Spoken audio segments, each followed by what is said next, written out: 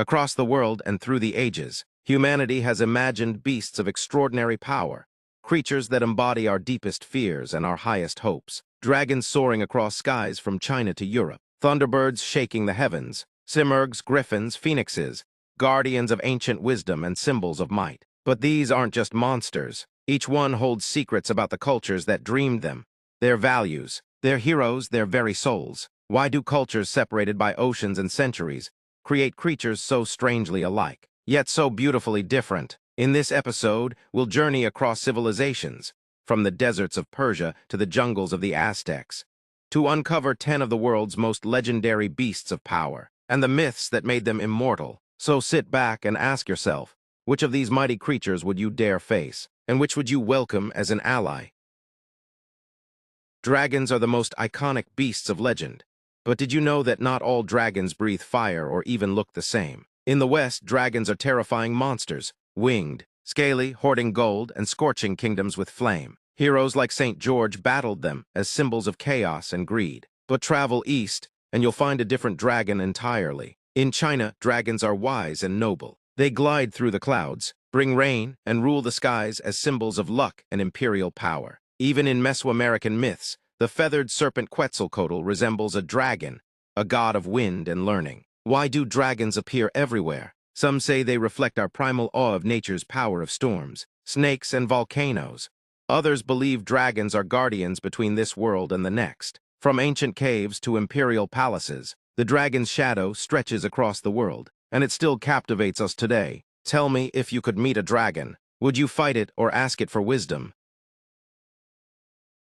In the burning deserts of ancient Persia and the golden myths of Greece, the griffin is the creature that stood watch. Half lion, half eagle, king of beasts fused with king of birds, the griffin was the ultimate guardian. Its talons could tear through armor, its beak sharp enough for the gods themselves. In Persian legend, griffins guarded vast treasures hidden in distant mountains, their wings casting shadows over the sands below. To the Greeks, they were protectors of Apollo's gold, fierce and noble, symbols of divine power. But why this strange hybrid?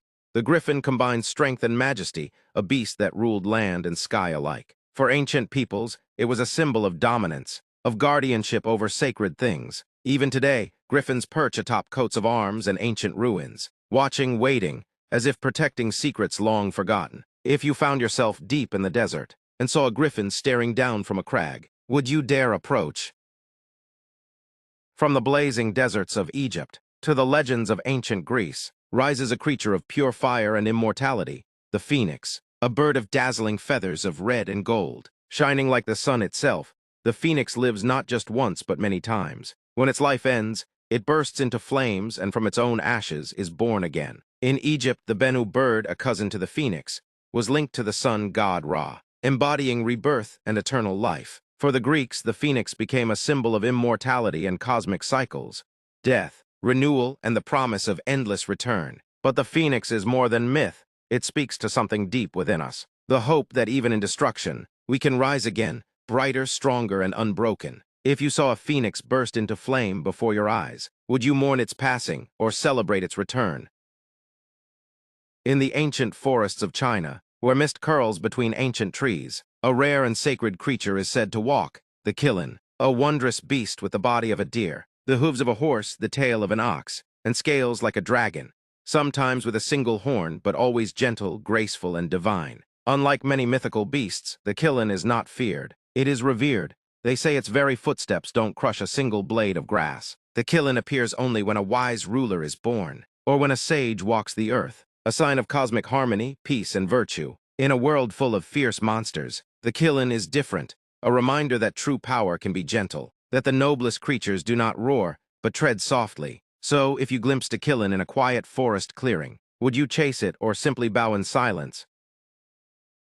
Deep beneath the palace of ancient Crete, a terrible secret waited in the dark, the Minotaur, half man, half bull, a monstrous creature trapped in a labyrinth so twisted, no one who entered ever escaped. Born of a curse, the Minotaur was a symbol of shame and fury, a beast that fed on human flesh, hidden away by a king desperate to conceal his sins. Each year tributes were sent, young men and women, led into the maze as sacrifices, while the Minotaur hunted them in endless corridors. But then came Theseus, a hero armed with courage and a simple ball of thread. He managed to kill the monster. The Minotaur's tale is more than just a monster story. It's about darkness in the heart of civilization itself, and the humans' struggle to confront it. So tell me, would you dare step into the labyrinth, knowing the Minotaur was waiting?